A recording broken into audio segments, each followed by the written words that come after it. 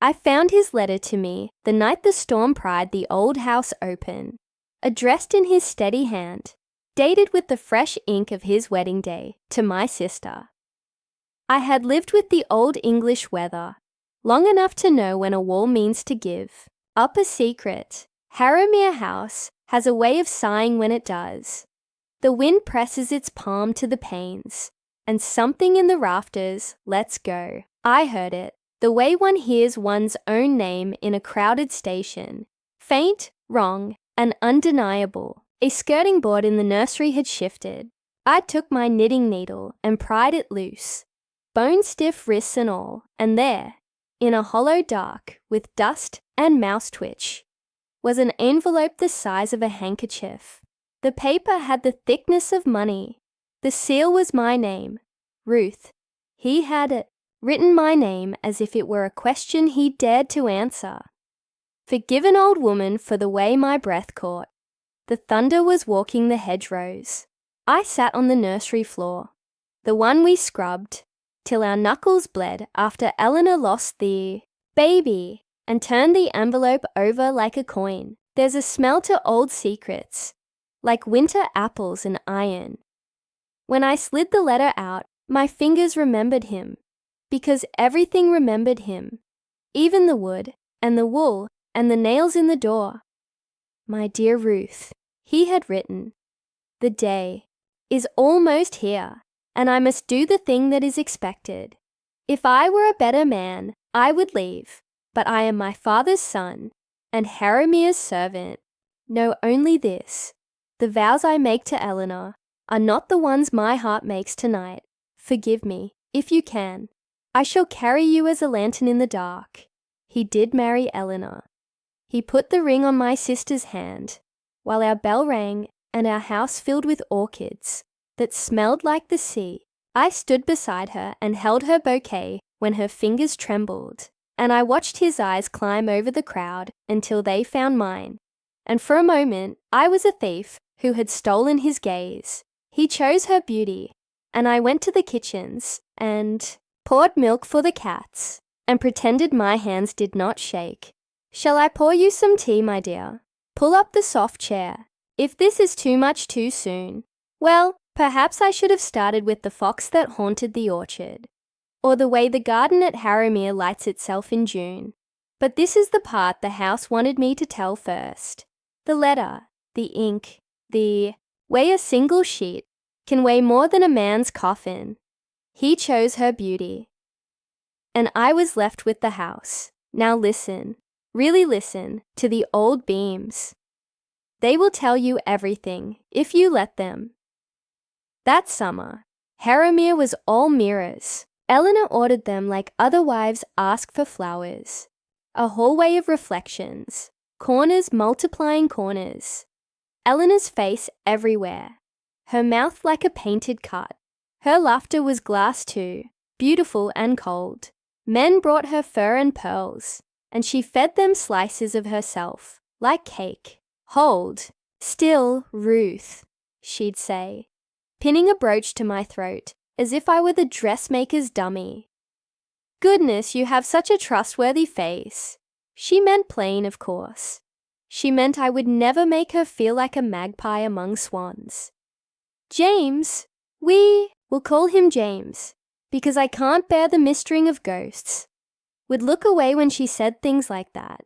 He was a good man, educated into cowardice. There are so many of them.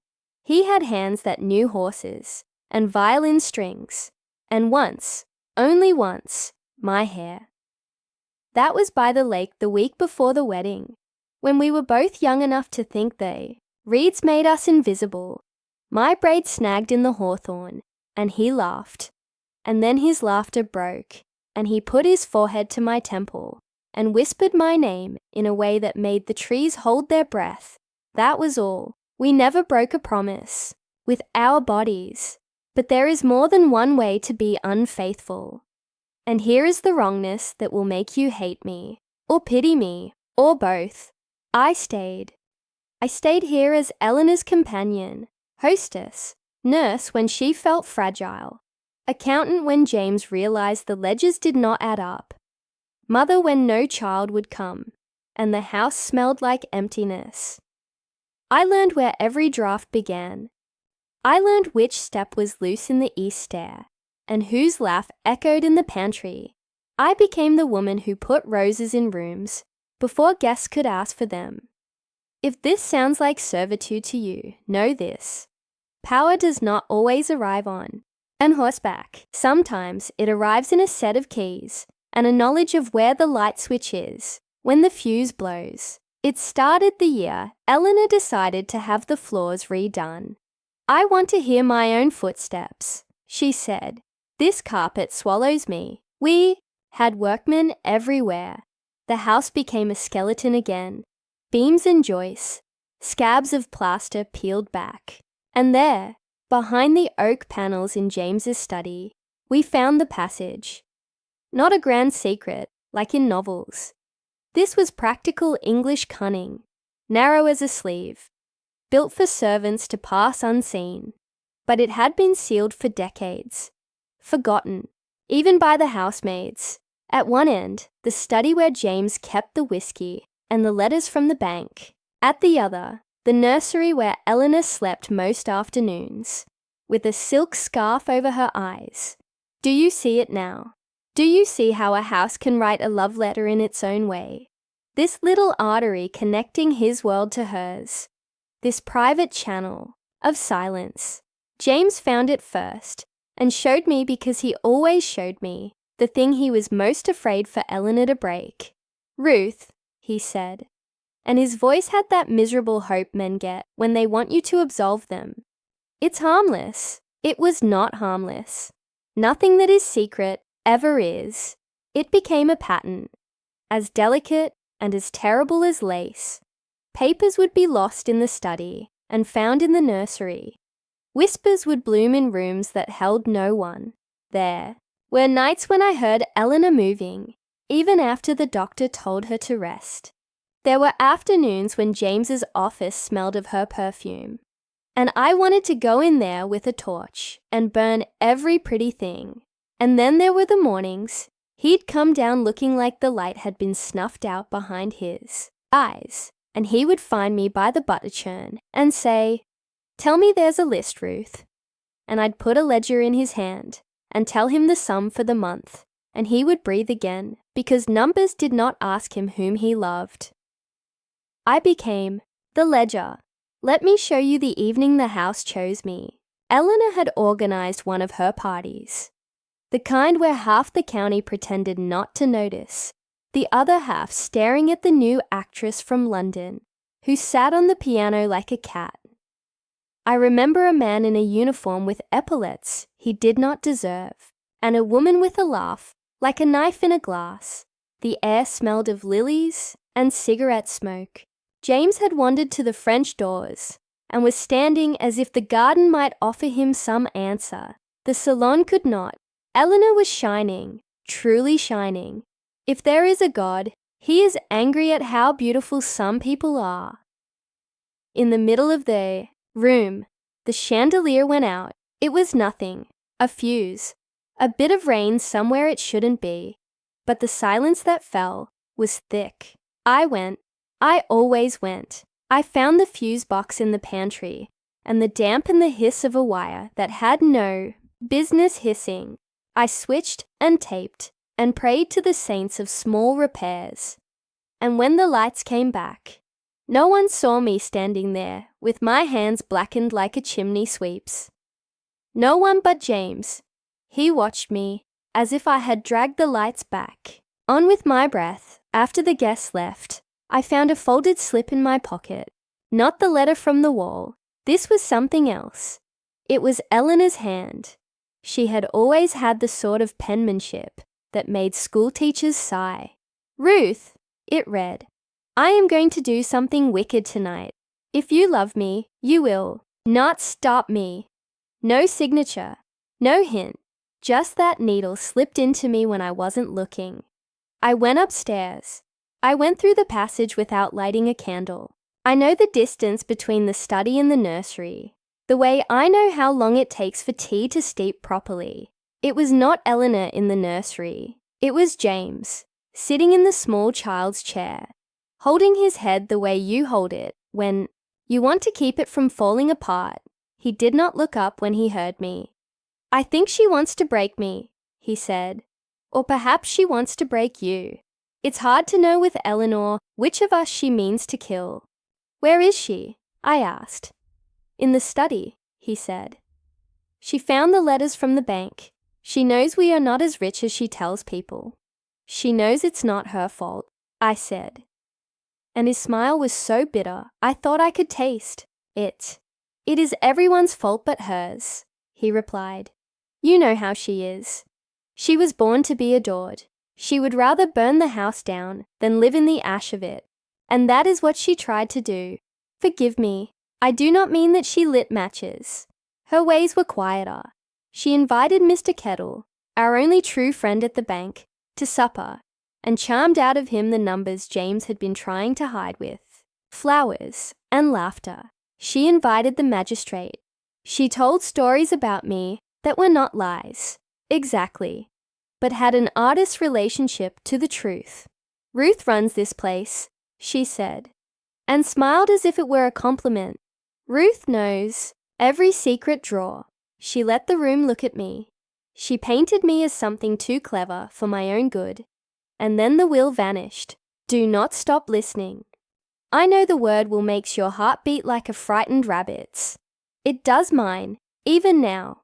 The will in question was a draft James had been revising, one he did not want Eleanor to see, not yet, because he had done what no gentleman in our family had done before. He had written a woman at the heart of it. He had written me. If you are angry at him, I understand. If you think this is where I become the villain, I understand that too. But remember, I had the keys. Yes, I knew how to hide things. But there are some actions the house itself conspires in. After supper, James went to his study to fetch the bottle he kept for grief. The safe was open. The draft gone. Eleanor smiled in a way that made the hair on my neck rise, and said, "Oh, darling, did you misplace something?" The double doors were open to the garden. The curtains lifted and fell like a pair of tired lungs. Every guest turned their head to me, as if watching a game of lawn tennis. And then Nanny Dulcie, who had washed Harrowmere children for 50 years, and no longer cared who heard her, set her spoon down and said, "Mistress, I saw you with the paper. I did. I saw you in the passage." The room did what a room does before a storm. It quieted itself like a horse. "I saw no such thing," Eleanor said calmly, which was untrue. She had seen the house drown her more times than I can count. And then, this is the part that made everything before it look like practice. She turned to me and said, "Ruth, darling, tell them the truth. Tell them you took it to protect James. It is very hard to speak when someone hands you your own noose and asks you to admire the silk." James stood there with his grief bottle still corked, looking at me as if his eyes could lift anything. I could have lied gracefully. That is a skill of mine, but I did not. Sometimes power is not a deed. It is refusal. "No," I said. "I did not take it.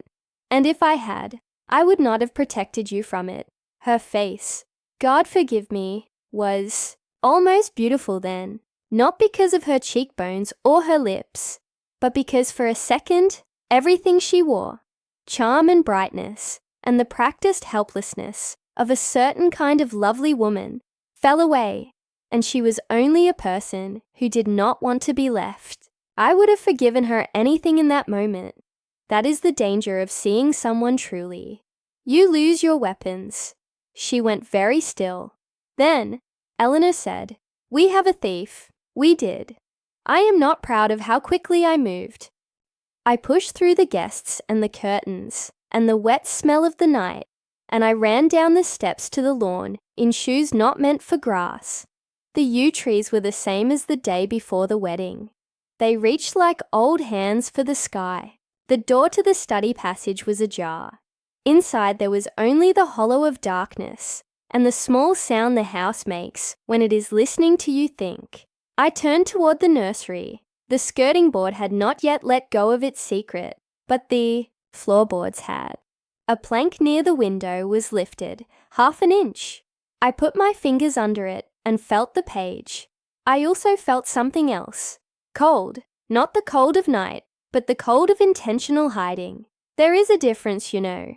One is the weather. The other is a person. I pulled the draft out and unfolded it. It was damp from a hand. I knew that hand as well as my own, James.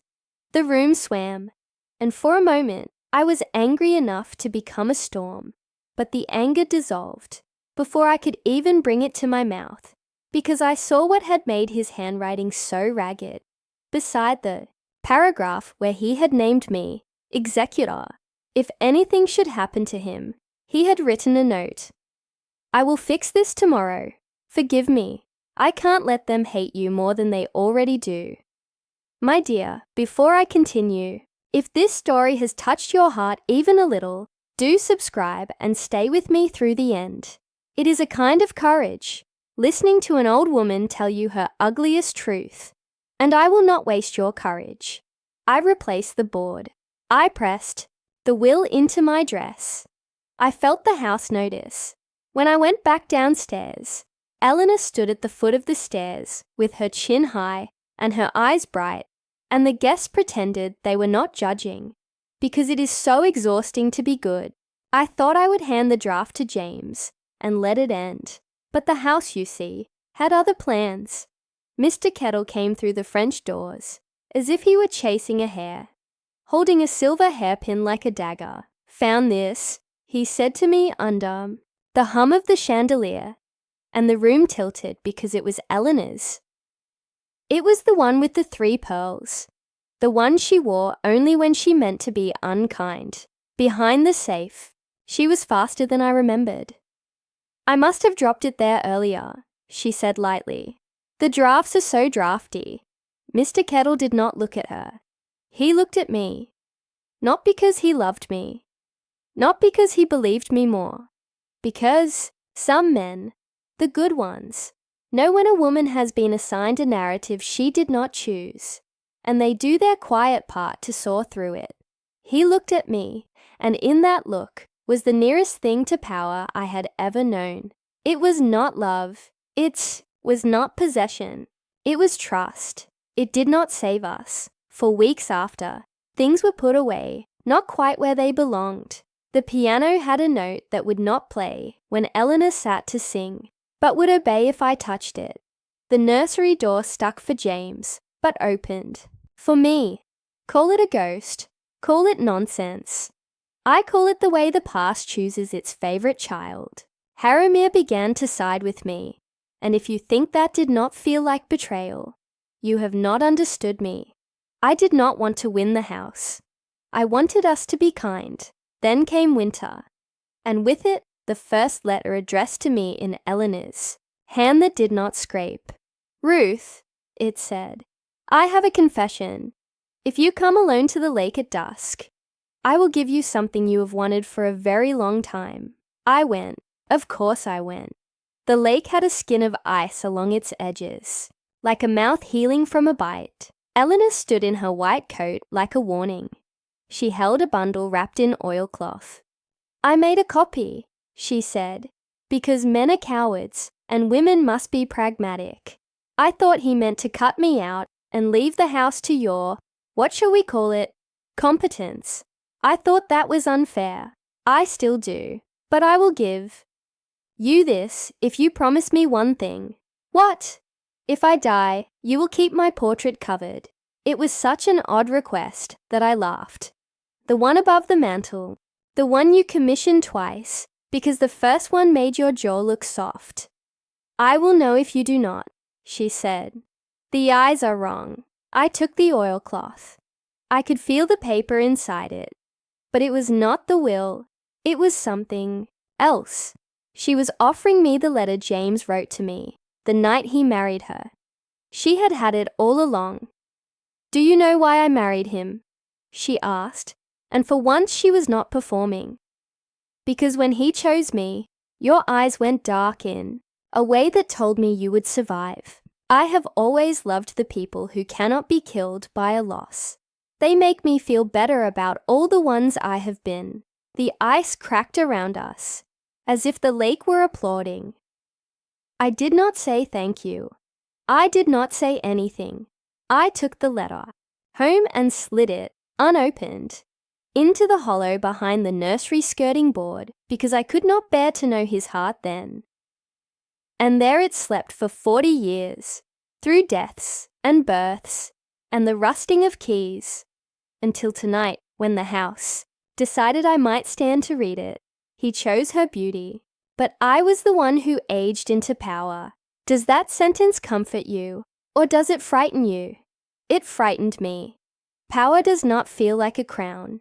It feels like responsibility you did not ask for. It feels like the way a child puts its hand in, yours at a crossing, and trusting you to know when the light is changing. It feels like sitting by a bed at 3 a.m, counting a stranger's breaths, because you love someone they love. The night the house made me its mistress was not the night James kissed my hair, or the night Eleanor told the magistrate a story about my cleverness. It was the night James did not come home. There are absences that have edges. This one had a knife's. He had gone to the bank to speak with men about numbers that never stop chewing, and he did not return by supper. He did not return by midnight.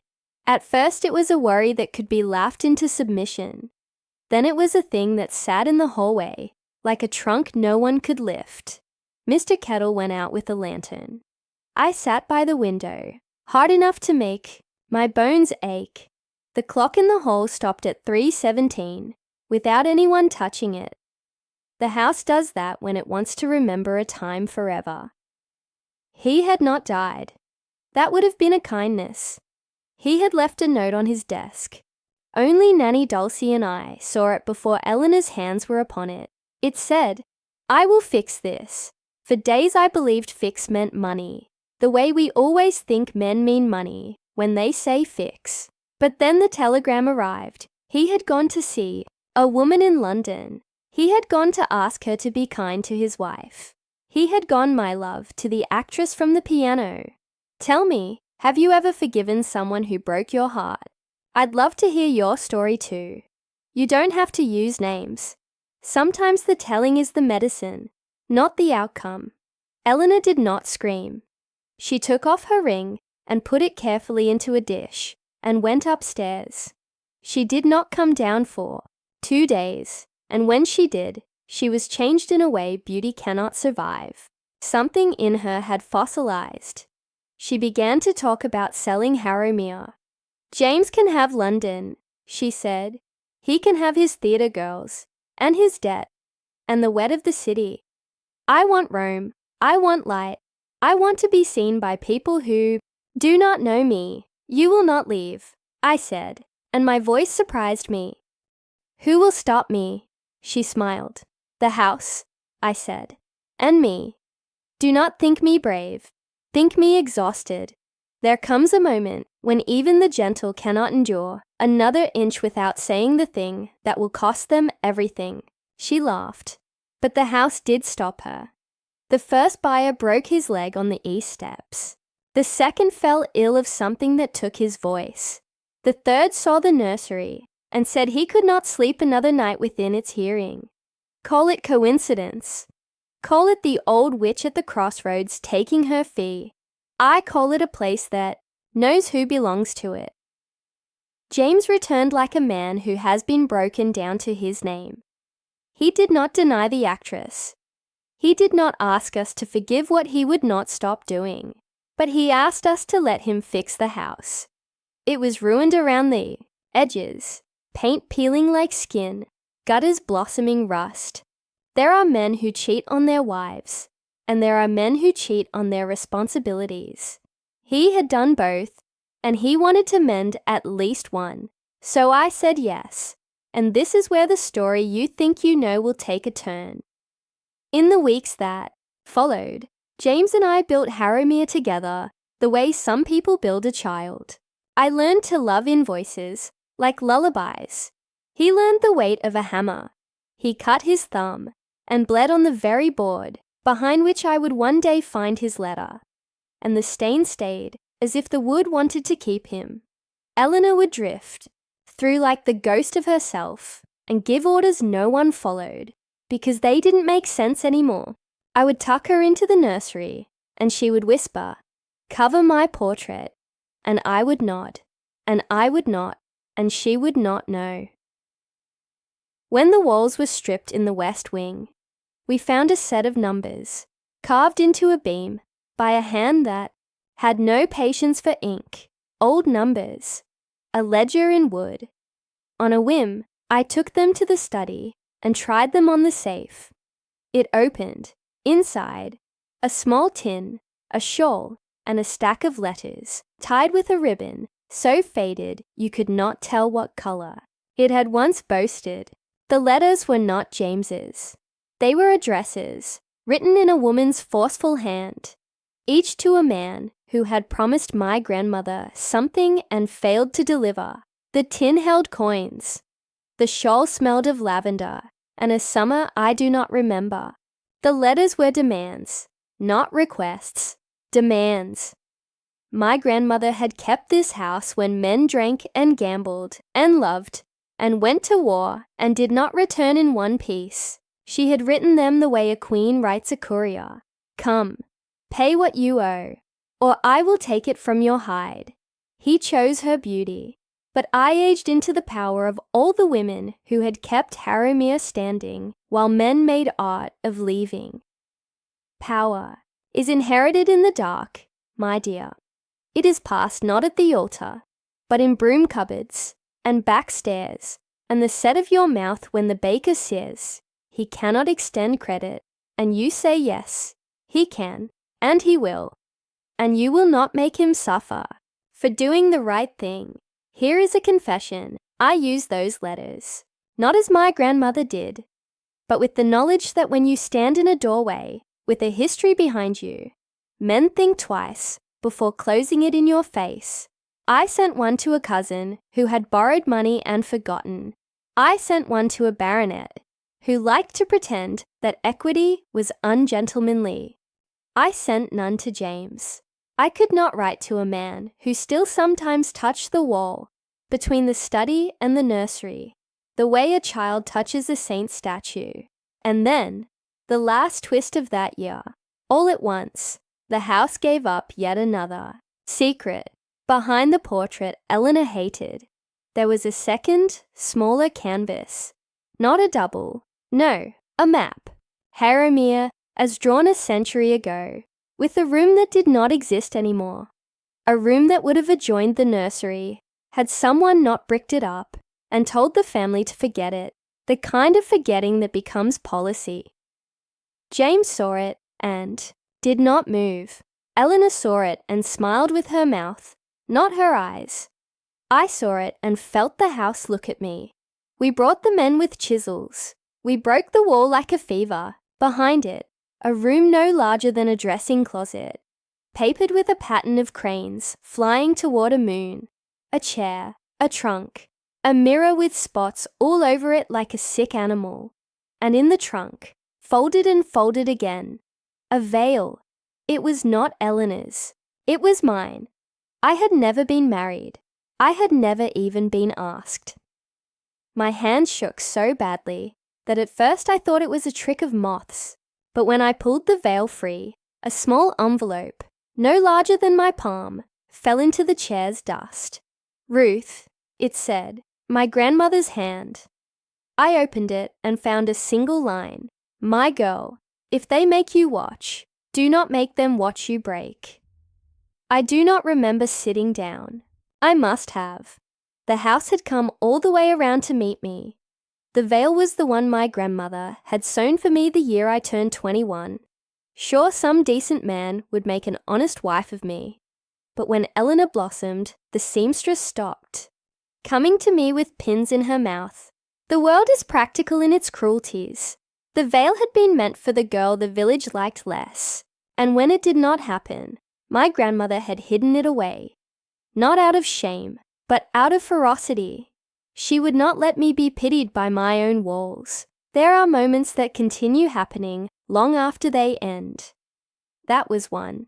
I went down the passage, to the study, and then down the steps to the kitchen, and then down again into the scullery, where the stone makes the air smell like rain.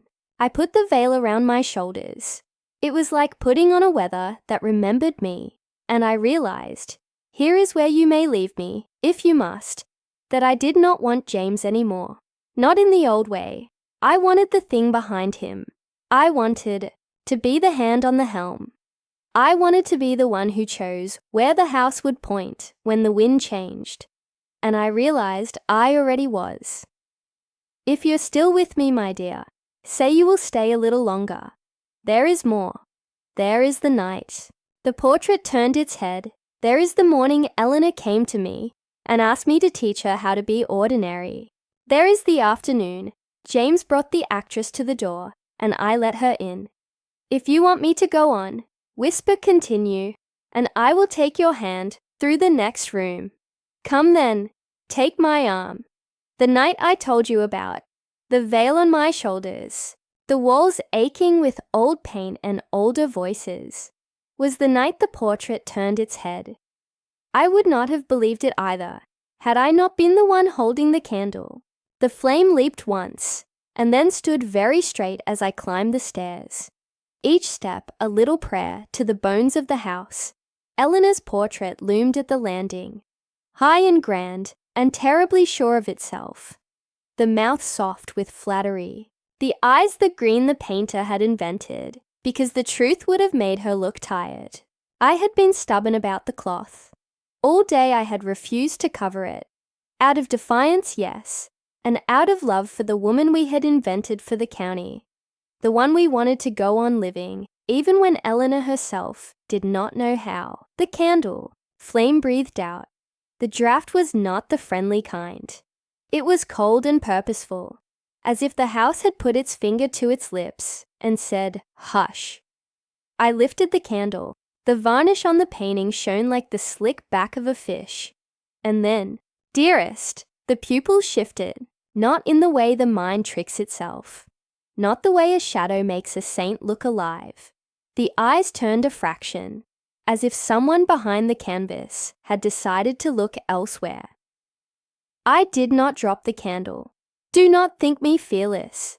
Think me accustomed. If this is you, I said to the empty stairwell, I am not frightened. My voice did not shake. It had 40 years of quiet practice. The air changed its weight. I leaned in and saw what Eleanor had never seen, because she had never looked for the wrongness in her own likeness.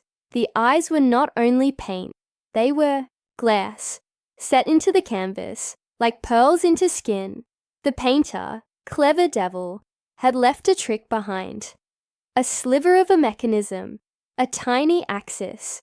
I could feel the grain of the frame beneath my fingertips. The subtle movement, the way a hidden pin allowed the eyes to swivel. If someone were behind the wall. You know where this is going. The passage. The one that runs from the study to the nursery, skirting the landing like a gossip. The tick came then, and I realized why my heart had been counting in threes all evening. It was not the clock. It was not the rain.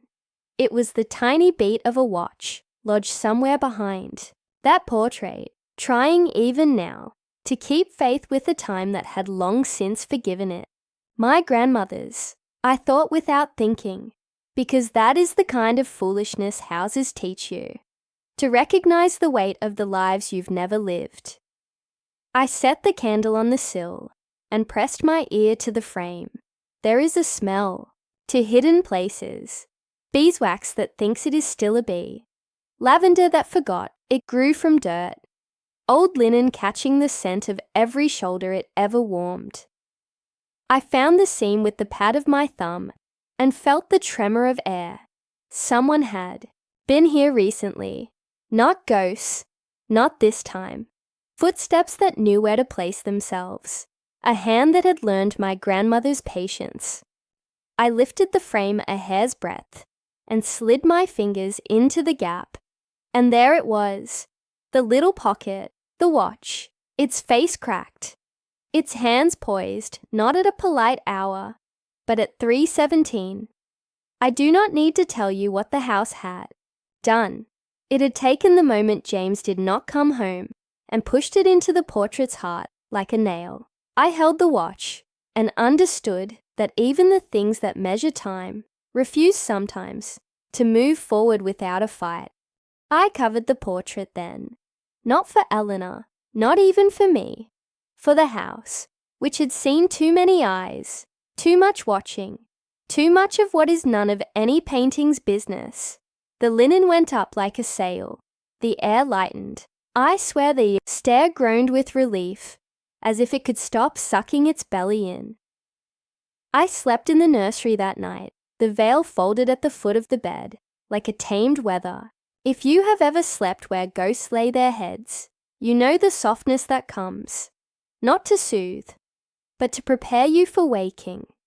She was there in the doorway at dawn, hair asleep, voice sharpened by not crying. "Eleanor, teach me," she said, and if you have sisters, you know that we understand what we mean by the most impossible verbs. Teach me to be ordinary. The word was a hurt she had never let anyone see. I made space on the bed, and she came, not as the woman in the portrait, but as the girl who had chipped her tooth, falling off the stone wall, and bit the inside of her mouth, rather than let father see her bleed.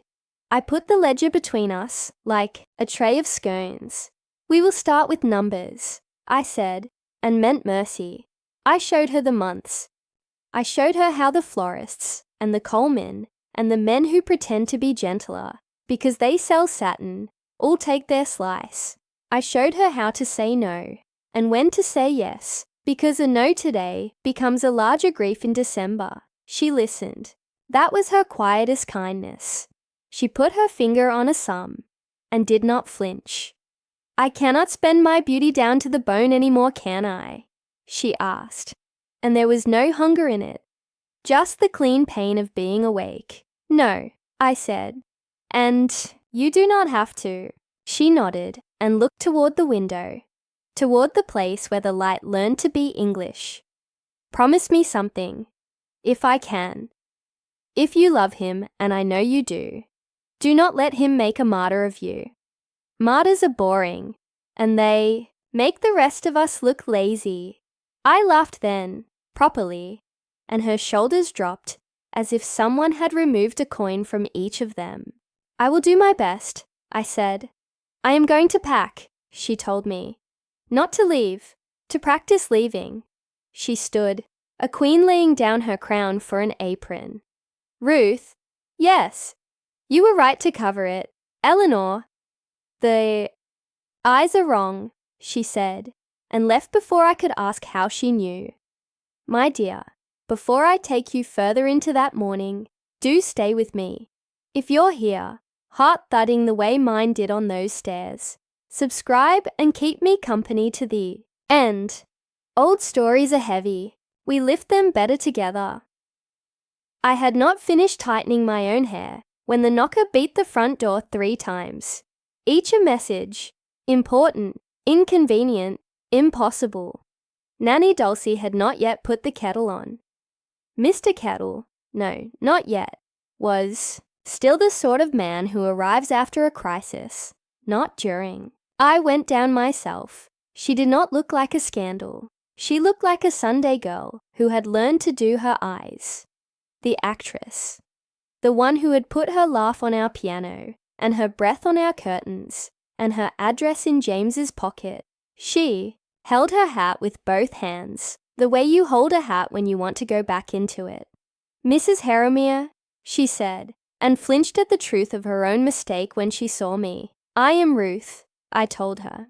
"Mrs. Harrowmere is upstairs." "Oh," she said, and her mouth made a small decision not to cry. "I came for him." She craned her neck as if he might come down the stairs, like a performs in a farce. When he did not, she set her jaw. "And for you. You expect rage here, perhaps, and a triumphant turning out. I am no heroine. I opened the door wider. "Come in," I said. "The rug has a loose thread at the corner. Mind it or you'll fall." She did not fall. She made it to the study, and then stopped, as if the room had reached a hand into her, and pulled.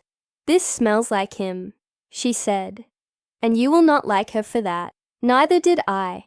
"What do you want?" I asked, because the day had chosen me to do the asking, to give back what does not belong to me. She took a small parcel out of her bag, the size of a thought, and placed it on the desk as if it were a foundling. "And to ask you not to hate me." "I don't," I said, and realized it was true. What I felt was older than hatred. It was the tiredness of a sea that keeps arrival and departure with the same sound. She looked at me, then the way a woman looks at another woman when men are watching. She set the parcel down on the blotter and undid the string. Inside, a locket I recognized from the day our father died. Only it had never belonged to him. We had hung it around James's neck one summer, when we were all pretending to be children. "He pawned it and then took it back," she said. "He paid my rent with it." She swallowed. "He never touched me, not the way you fear." He put a blanket over his knees and held himself together with both hands when he spoke about this house. He was trying to be good. He had a strange way of showing it, I said, and the grief in my own voice startled me. She flinched. Again, not because I had struck her, but because I had named her advocate. "Why did you come?" "Because he went to London to ask me to tell people we were lovers," she said in a rush. "And I could not do it. I could not take his ruin into my mouth and taste it in every word. But he needed a distraction. There was a man who meant to hurt his wife. There are always men who mean to hurt wives," I said. "Which one?" "The painter," she whispered. "He said he had painted something into her portrait. No one would see until it was too late." She did not know she had come to confess to a woman with a paint-sick hand in her pocket, and the portrait's eyes under linen. I took her into the hallway. I lifted the covering. Her face when she saw Eleanor's painted face was not envy. It was awe corrupted by pity. "He split the canvas," she said, "and touched the frame. He told me so when he was drunk. He wanted to put some part of himself where she could not scrape it off later. Behind the eyes, he said. "Glass," I told her. "Glass," she breathed. "That is how you make someone yours without touching them. You nest your gaze inside their gaze." We stood without moving for longer than is reasonable. Two women staring at the illusion another person had made of my sister. I felt something rise in me then that I would come to recognize as my ruling weather, a clear, dry anger that knew where it was going and did not rush. "We will undo it," I said. She smiled, so small and, true, it almost did not find her mouth. "I brought a knife." "Of course you did," I said. And laughter came to us like a coin found in a winter coat pocket. We used the study passage. I wanted to see behind what the house had been made to watch. The actress, Kitty, that was her name, which made something kind in me want to feed her, followed my turn in the dark, as if she had been born in other people's back stairs. I found the plank where the breath came through and pressed until the wood acknowledged my insistence. A hairline sliver opened. I could see the shadow of the canvas. Kitty put the knife through like a blessing and nicked what had no business being held there. The eyes lost their trick. They became pain again, burdened by the truth they could no longer pretend to be. When we came out into the hall, the portrait looked tired and, for the first time, beautiful to me. Without the danger of being someone else's instrument, Eleanor's ghost was gone and Eleanor remained. "I would like to see her," Kitty said, and I nodded because some sentences are not requests. I knocked on the nursery door, and Eleanor put her fear away the way some people put their watches back into the drawer. She came to the hall. She saw the actress. She looked at the uncovered portrait, and then at me, and then at the knife in Kitty's hand. Elle, I said. I have only called her that 3 times in our life, and the other 2 were when she bled. I will be ordinary, she said, as if it were a trick to be learned between sisters and strangers. She swept the linen off the banister and wrapped it around her shoulders like a commonplace shawl. We will make tea, she added, as if by command. Ruth, do you have biscuits? Always, I said. We did what women do when someone has come to break us and did not. We fed the aftershock in the kitchen, which has seen everything and yet never forgets what bread is. Eleanor boiled the water, and Kitty put cups on saucers, and I put sugar on the table and did not count the pennies. It would cost us to buy more. Eleanor did not banish Kitty. She did not punish. She asked questions the way she had once been asked for autographs, with a practiced friendliness that might one day turn into the real thing. At the theatre, Kitty said, "They call me a wonder," as if wonder was something you could audition for. She smiled. "I will tell them a better story.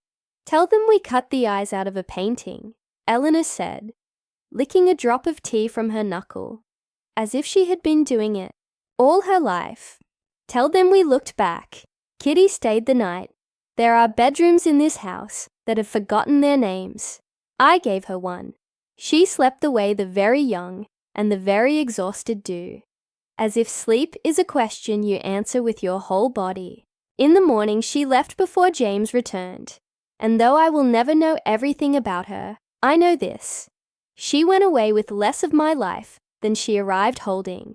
That is all I ever ask of anyone."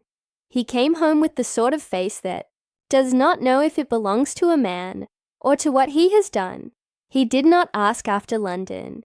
He asked after the gutters. He needed hammers and ropes, things that made sense. He had always been a good hand with useful matters, and a poor one with the untidy. He looked at the portrait and flinched as if it had thrown something at him. "Who did that?" he asked. "We did," Eleanor said, coming down the stairs with her hair put up not for theatre, but for dishes. "You will be proud of us. We destroyed something and did not mean to make a point of it." He looked at her as if she were a woman he had dreamed about and misfiled. "Eleanor," he said, and there was the James I loved and did not want any more. After the veil had taken hold of me, the one who recognized courage without being threatened by it. "Thank you. And now," Eleanor said with bossy grace, "you may make yourself useful. There is a leak in the blue room." Things got easier, and then they did not. That is the shape of any conversion worth keeping. We found the courage to speak, and then we ran out of courage.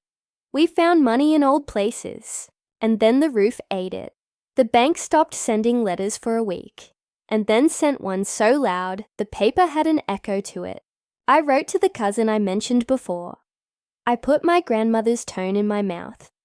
I kept my hand light and my meaning heavy. The next day, we received a crate of wood and a small envelope with a folded draft in it, and no apology. That is another kind of power, to make men pay without making them remember that they did. James and I wrote a will that winter. At the top, he put his name, and at the bottom, he put mine. In between, he put the house. We sat at the table in the study, with our elbows touching, and I could feel him trying to memorize the nearness of me, in a way he would not be allowed. He wrote that Eleanor would have the use of Harrowmere, until she did not want it, or could not, keep it, and then it would come to me, because I would keep it, even if it ate my sleep. He wrote a trust for the staff, because it had always been mine, and he wanted to pretend we were sharing. He wrote a letter to the bank, to be opened only if he failed to outlive his pride. "If this is where you want me to be wicked, I will disappoint you." I did not touch the ink. I did not guide his hand. I only fetched the blotting paper and put it gently under his wrist, where the skin is always thinner on men, as if God wanted them to feel the world more keenly where they grasp it. There is a way the air feels when a house chooses its next shape. You do not notice while something is being built. You notice when a sound stops. Under the nursery window, mice I had never minded went silent. The wind changed its favorite corner. The ash in the grate stayed warm longer. Little things, nearly nothing. And then, on an afternoon when the post arrived with a bill, I had already paid. James coughed and did not stop. Do not worry. I will not take you through each breath. I will not lay the damp handkerchiefs on the line of your attention and ask you to count them. He was not fair to his chest when he was a boy. The winters had gone through him, like drafts go through a careless letter. He refused the doctor, then asked for him, then apologized to the man as if medicine were a favor one ought not ask of friends. We put him in the blue room, because it has the gentlest light in the house, and because I could sleep in the little chair by the door, and not wake to find my head on the floor. He became kinder, as he became weaker. Perhaps that comforts you. Perhaps it insults your sense of justice. He told stories about his father that made me think less of the man and more of the boy who had been told to hold very still, or the world would break. He asked Eleanor about her least favorite dress, and she told him, and he laughed, and promised to burn it from beyond the grave. He asked me to remind him of my voice, and I read him lines from the tinned letters my grandmother had kept until he could recite them better than I. On the last day, he was himself. He asked for the letter he had written to me the night he married Eleanor. He did not know I had only just read it. I took it out of my pocket and unfolded it and watched him read his own ghost. He smiled like a man does when he meets the boy who does not know better and forgives him because he remembers him. I should have left, he said, so ordinary in his extraordinary black humor. That would have been the story people liked. Men are brave when bravery is a way to be seen. You did not leave, I said, and that was braver. Will you hate me if I tell you I loved both of you? He asked. Only if you loved us the same, I said, and he laughed until he coughed, and the cough took him down and did not bring him back up in exactly the same way. After, he slept, and in his sleep, he reached for the place on the sheet where Eleanor's hand had been the night before, and I went into the hallway, so my heart would not wake him crying. He did not die that night. The house does not allow theatrics. It allows labor. It allows lying on your side while a woman with ordinary hands washes your face. It allows being listened to by rafters that have outlived everything you think is important. He went in the morning, the only honest time to go. He went with Eleanor, holding his hand and me holding his name. And I promise you both things weigh the same if you pick them up properly. Afterward, the house changed its posture. Not its height, not its spine, but its way of meeting weather. The chimneys learned to take a breath without coughing soot. The floorboards quieted, the way a child does, when you are finally someone who can be trusted to return. The portrait did not turn. We kept it covered for a month, and then for a year, and then I took the linen off without asking, and found that the eyes were just eyes, and the mouth was just a mouth, and the woman was, at last, only a woman. Eleanor stood beside me and said, "Leave it. I have decided to forgive the paint." Do not think that forgiveness made her gentle. It made her exact. She still threw parties for people who needed to be seen by a certain number of eyes to survive their own vanities. She still wore sapphires like a warning, but she came to the kitchen sometimes at noon and cut bread with me and asked me how much flour cost. And when I told her, she did not look away. There is a bravery in that will never be painted, because it does not match the curtains. And then, because a house is a stomach that grows hungry for the right things if you feed it properly, There were children, not heirs, not born of us, but left here like questions by the weather. The vicar brought a boy with a mouth like a stubborn door, and said he had climbed into the church because he loved bells. He was called Tom, and he would grow into the kind of man who fixes what he breaks. A girl, 12 and not a day younger, came with a note pinned to her coat that said, simply, "Sophie will read if you let her."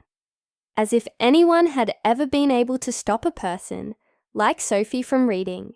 We gave them rooms with names, and their chairs knew their shape. And at supper, Nanny Dulcie made double of whatever she was making for the rest of us, and then pretended she had simply miscounted because she was very old now, and frankly grateful to have to pretend. The house liked their noise. It went into the stone. That year, Mr. Kettle married the woman with the laugh like a knife in a glass, and she taught him to temper it. He came to supper once a week and scolded me about the ledgers, while slipping a sovereign into the peel pot, so I would find it later and be given the satisfaction of not needing it. He and Eleanor had had a private sorrow together once, the kind that never learns to walk, and I think loving his wife, who wasn't Eleanor, made him better at loving Eleanor, who wasn't his wife. If you are still with me, if the old house is beginning to belong to you too, tell me, do you believe places remember? And have you ever forgiven a room for what happened inside it? I would love to hear your story. Gently and in your own time, in the comments. It helps to know we are not the only ones who make promises to wood. One more thing before I lay you down gently at a small cliff, months after we buried James, under the you that does not mind being blamed for every sadness. We brought the map out again, the one behind the portrait. There was one mark on it I had ignored because it felt like a dare. A tiny cross where no room should be, between the pantry and the old servants' hall. I took Tom and Sophie with me because children are better at not rationalizing magic away. We counted steps the way the map asked us to, and the wall we thought was a wall gave when we leaned on it, like it wanted to be polite. Behind it, another room, smaller than the first hidden one, and less willing to forgive us for waking it. The wallpaper had swallowed the light. It was a sorrowful red, the red of lips you press to keep from speaking. A chair stood in the center, the kind you see at barbers or interrogations, the kind that holds a person whether they want to be held or not, and on the chair, a book, not a novel, not a Bible, a ledger, the blue-black of secrets written in a careful hand, my grandmother's again, but not hers alone, 2 hands, one firm and furious, one elegant and wounded, men's names, sums, dates, a column that said paid and another that said owed, and a thin one I would not have seen if I had not been wearing my anger. The column that said daughter, and beside it, in a script that made me put my hand on the back of the chair because the floor had become water, the word Ruth. I will put the light out for now. I am not cruel, but hear me. There are truths that arrive late, not because they are lazy, but because they are wise. I traced my name with a finger that did not feel like it belonged to me and turned the page, and there, tucked in with a piece of newsprint, a letter I had not known I was owed. It began, "My girl," and ended with the kind of instruction only the dead dare give. The letter began with my grandmother's hand, the same hand that once tied my pinafore, so tight I walked like a soldier. "My girl," it said, "if you have opened this, then the house kept its promise, and I have kept mine. There are 2 hands in this ledger, mine which demanded without apology, and the other elegant and wounded, which tried to turn every debt into a plea. We wrote 1 column for money and 1 for mercy, and a narrow one for the truth. Daughter, that word was for you. The stone floor cooled my knees through my dress. The red wallpaper held the light hostage. I read by the thinnest spill from the eye hole, and yet I saw everything I had refused to see for years. You were born to a girl who sang to the laundry and bled to death for it. Your father would not give his name, because men mistake reputation for life. So I gave you mine. I wrote to the men who owed me from a lifetime of keeping this place upright. Men who had borrowed till and silence. Men who took our bread and called it luck. And I made them pay. I paid them back by becoming the sort of woman the county prefers. To fear. The debts in this book fed you, and the word daughter kept you from being counted among the disposables. I thought I knew whose daughter I was. I was wrong. I was my grandmother's, by decision, by vow, by ledger. I turned the page. There was more. The elegant hand made a note near a date I knew because the weather had memorized it. The weak James kissed my hair among the reeds. He will not have her, the elegant hand had written, and there was a small blot as if the writer had put his forehead on his wrist. He will choose the other for the sake of the house. I read the next lines out loud to prove my voice could carry them. The elegant hand belonged to the father of the man I loved. I had not wanted to know that. My grandmother's script, unfaltering as a metronome, answered him, "You will keep your promise. Your son will have a wife who can be looked at and a sister who can keep the roof on. If he loves the wrong one, he will do nothing about it. That is the price." And he wrote back, "Yes." I pressed the paper to my breastbone, as if bones can learn new truths. They can, but slowly. My dear, pause with me here. This is the part where hearts change shape. If you're still with me, if you want to see where the truth finally lets light in, stay.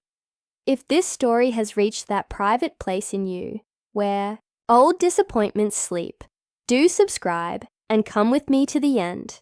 It's easier, I promise, with a hand on your sleeve. I took the letter and the ledger upstairs. The house's old breath met me on the landing, and for once, it felt like encouragement, not insistence. Eleanor sat on the nursery bed with her hair undone and her mouth honest. She looked at the pages and then at me. "Don't lie," she said softly, which is a mercy disguised as a command. "I am our grandmother's daughter," I told her, and watched her face receive the blow and not bleed. Not by blood, by vow, and James's father promised a marriage to protect me. He meant his son to choose you. She closed her eyes the way you do when you want to keep what you see from escaping. "So it was not my beauty," she said, after a long minute. "It was a bargain. It was both," I answered. And he would have chosen me if promises had not been more binding than passions in our house. He wrote to me the night he married you. I only read it when the plaster moved. She laughed once, an unsharpened laugh. That's very on brand for our house. We were quiet long enough for the clock in the hall to remind us which hours belonged to whom. "Do you hate me for telling you?" I asked. "I would have hated you for keeping it," she said, and there was no performance in it. There is a cruelty in being loved for armor, but there is a kindness in being loved for what you are. James loved me for what he needed from me, and he loved you for what he needed from himself. Somehow, I am not offended. I am only included. I gave her the letter. She touched the ink like a woman touching a scar that is no longer tender. "He was always writing to one of us," she murmured. "At least now I know whose name was under his breath." "We will go on," I said, because that was the only thing we had ever been any good at. "We will pay what is owed and collect what is due. We will be kind and exact and ordinary," she added fiercely, as if ordinary were a sword she was willing to learn. In the days that followed, I used the ledger the way a surgeon uses a clean blade. I did not threaten. I invited memory. I asked the magistrate for time, by reminding him of his mother's bread on the back steps during the winter of 21, when everyone ate shame with their soup. I returned the locket Kitty had brought, not to James, who no longer needed to carry it, but to the family it had belonged to, before men started using sentiment as currency. I wrote to the cousin with the lazy conscience and included, folded over itself like a forgiving wing, a copy of an old note he had written to my grandmother, promising eternal gratitude. He sent more than he owed. He sent it anonymously, and I allowed him that dignity, because I was tired of breaking men when a nudge would do. We rented the North Fields to a beekeeper who taught Sophie the names of flowers that bloom when no one is watching. Tom learned to roof a house in rain, so fine it looked like the air thinking. Mr. Kettle came with ledgers and left with jam. The house, starved for work, that was not merely the work of keeping upright, learned appetite again. The painter came back, drunk on his own legend, and stood in the hall to admire the portrait he no longer possessed. "I put myself where she could not scrape me off," he said, touching the frame like a thief touching a map. "No," I told him, and set a cloth down over his hand, as if his fingers were a god I could starve. "You put a trick where we could not see it. We saw it. We undid it. You may admire your brushwork, sir, and then you may leave." He wanted to tell me about muses. I wanted to tell him about laundry. We both kept our dignity, and the door kept its hinges. Eleanor watched from the tidied corridor, wearing a dress she had washed herself, and smiled like a queen who had learned to count change. The painter bowed and went, and I realized that power looks nothing like shouting and everything like knowing where the light switches are when the fuse blows. There was still the watch.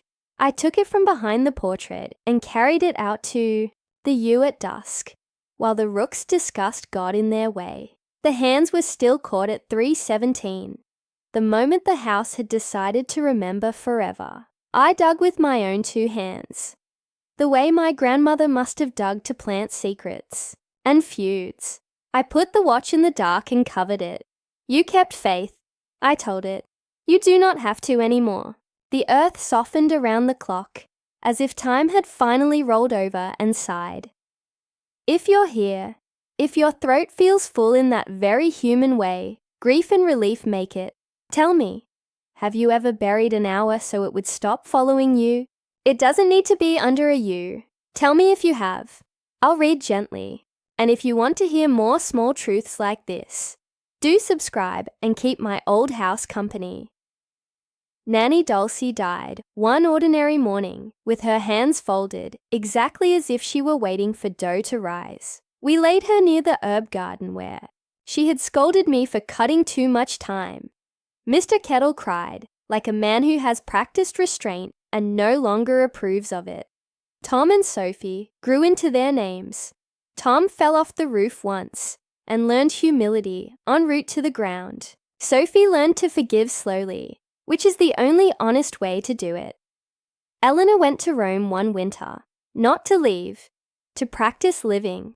She sent back a postcard with a fountain on it, and two sentences that were as close to a prayer as my sister ever got. It is possible to be seen without being hunted. Also, the bread is better in Italy. Do not tell the baker. In the spring she returned with freckles, like small coins scattered across her nose, and a dress that had been admired by strangers, and therefore relieved of a portion of its power. She sat on the back step and shelled peas with me, and told me that a man had proposed in halting Italian, and that she had laughed, not unkindly, and said she was married to a house. "Not to me," I said. "To us," she said. Years took the edge off everything, except the truth. James went out of the blue room and into the ground under the yew, and the dew liked the grass there better afterward. Kitty married a carpenter, who made her a stage in the garden every summer. She came to sing on it once a year, and teased me for pretending not to cry. Mr. Kettle lived long enough to see me balance a ledger no one believes could be balanced by a woman who never wore a powdered wig. There were other letters. It turns out the dead like to keep writing if you build them a quiet in which to speak. I found a note from my father tucked into a book of sermons, asking forgiveness from a person he would not name because men are cowards, even when they finally wish they weren't. I set it under the leg of a wobbly chair and let it be useful. That way, I found scraps of grocery lists in my grandmother's hand, proving that women build their kingdoms on the backs of eggs, soap, and salt. And there was one more will. When Eleanor felt her heart begin to behave like a gentleman who intended to leave without saying goodbye, she called me into the study. She had put the portrait into a crate, not because she hated it, but because, finally, she did not need it to hang. "I am not selling it," she said, smiling. "I am storing it. It will be a story some other woman uses to point to a time when we didn't know better." She took my hand. It was the first time she had ever held it like an equal, not like a gift one meant to keep or return. "I have added a clause," she said. "If I die, the house is yours to do with as you will. But you must promise me one thing." "Name it." "You will pick the next child the house chooses." She smiled toward the passage, which had performed all our tragedies and 3/4 of our salvations. "Not the best bred, the most stubborn." "Stubborn is easy to find," I said. "We are an island." She died in summer, gossiping with the swallows. We covered the portrait out of habit and then uncovered it because it felt more honest. We set her where she wanted to be put, near the roses that did better when someone admired them. I sat on the nursery floor that night and listened to the joining of 100 boards and thought, this is mine and I belong to it. I did not marry. I have not been asked by anyone I would have said yes to, and I am too old now to say yes to someone. Just because my mouth feels like a clean apron when I do, I chose children instead. Not mine by blood, mine by stairs and soup, mine by the ordinary tempering of storms. Tom and Sophie brought others. We ran a house of doors. We taught reading and numbers and the difference between shame and responsibility. The house became louder and better at being kind. And here is the last thing I learned, which took me a lifetime. He did not choose her beauty the way you think he did. He chose her because my grandmother asked him to, because his father had promised, because he believed a man keeps a bargain even when it is the wrong one. He chose her because duty makes a convincing mask for desire. He chose her beauty, and I was the one who aged into power, not because I wrested it from anyone, but because I stayed long enough to become the person the place needed. I learned to turn grief into shelter. I learned to ask a bank for time and give a child more of it. I learned that love does not always get to be a verb. Sometimes it is the ledger you keep, so other people can spend what they must and still come home. I am old now. The passage knows my foot by heart. The nursery is a room where nobody cries alone. The portrait is wrapped, then unwrapped, then wrapped again, depending on the weather in our throats. The red paper in the hidden room has faded to a memory that no longer hurts. The watch sleeps under the U, and the U does not tell secrets. When storms push the house to see what it is made of, I sit at the foot of the stairs and say, we are made of women who didn't leave, and the house settles like a child being read to. Before I end, tell me, have you forgiven someone not because they asked, but because you wanted to live in a house with open windows? I would love to hear your story. If this took you by the hand and would not let you click away, do subscribe and leave a small sign of yourself. It steadies my bones more than any tonic. I found one more thing last week, in a jacket pocket I had not worn since a summer when the blackberries tasted like stamps. It was James's letter again. Creased to a softness, only touch can teach paper. I read it aloud to the empty hall, and when I was finished, I slid it back inside the same hollow board in the nursery. Let some other girl, some other lifetime, from now, find it and think, what a foolish man, what a lucky house. If you stayed with me till the end, my dear, thank you. Tell me the time and country you're watching from in the comments. It warms my old heart knowing where my stories travel.